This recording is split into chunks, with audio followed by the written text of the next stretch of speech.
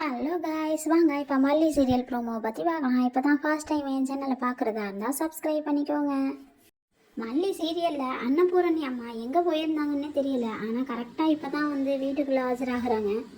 அந்த நேரம் பார்த்து ரேணுகா வேலை செஞ்சிட்ருக்காங்க. யார் நீ என் வீட்டுக்குள்ளே வந்து வேலை செய்றியா அப்படின்னு சொல்லி கேட்க, உடனே ரேணுகா மேடம் கையில் வச்சுருந்த மாவெல்லாம் எடுத்து அன்னபூரணி அம்மா மேலே கொட்டி விட்டுட்டாங்க.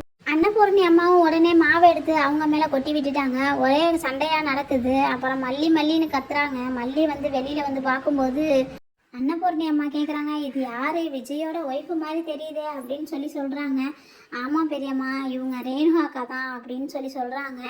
அதுக்கப்புறம் ரேணுகாவை எப்படி அழைச்சிட்டு வந்தோங்கிற கதையெல்லாம் அன்னபூர்ணி அம்மா கிட்ட சொல்லிடுறாங்க. அதுக்கு அன்னபூர்ணி அம்மா கேட்குறாங்க, ரேணுகாவை கூட்டிகிட்டு வந்ததெல்லாம் ஓகே தான், இப்போ மல்லியோட நிலமை என்ன ஆகுறது அப்படின்னு சொல்லிட்டு அன்னபூரணி அம்மா விஜய் கிட்ட கேட்குறாங்க.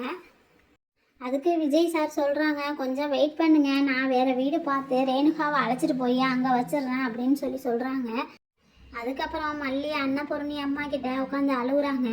பார்த்தீங்களா அவர் எப்படி பேசுகிறாரு பார்த்தீங்களா, உங்கள் முன்னாடியே தானே சொல்கிறாங்க ரேணுகாவை அழைச்சிட்டு வேறு வீட்டில் கொண்டு போய் வச்சிருவேன்ட்டு, அவங்க போகிற மாதிரியே பேசுகிறாங்க அப்படின்னு சொல்லிட்டு மல்லி வந்து அன்னபூர்ணி அம்மா கிட்ட சொல்லிக்கிட்டு இருக்காங்க. அன்னபூர்ணி அம்மா சொல்றாங்க, இதுக்கு முழுக்க காரணம் நீ தானே, உன் தலையில நீனே மண்ணாளி கொட்டிக்கிட்டியே அப்படின்னு சொல்லிட்டு கேட்குறாங்க. அதுக்கு மல்லி அழுகுறாங்க.